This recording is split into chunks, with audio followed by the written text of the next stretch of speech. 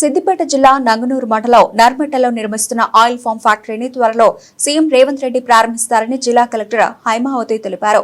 ఈ మేరకు జిల్లా కలెక్టర్ నంగనూరు మండలంలోని నర్మెట్ట ఆయిల్ ఫామ్ ఫ్యాక్టరీని సందర్శించి ఫ్యాక్టరీ నిర్మాణ పనులను పరిశీలించారు. అనంతరం ఉద్యానవన శాఖ, ఆయిల్ ఫెడ్, రెవెన్యూ, విద్యుత్, R&B, పంచాయతీరాజ్, ఇంజనీరింగ్ శాఖల అధికారులతో సమావేశం నిర్వహించారు.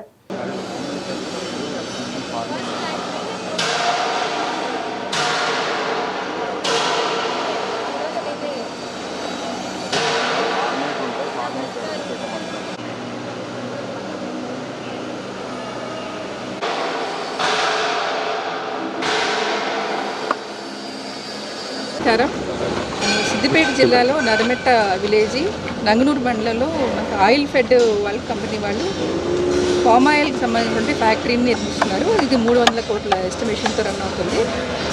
డైలీ వీరికి 740 మెట్రిక్ టన్స్ కెపాసిటీతో రన్ అవుతుంది అన్నమాట.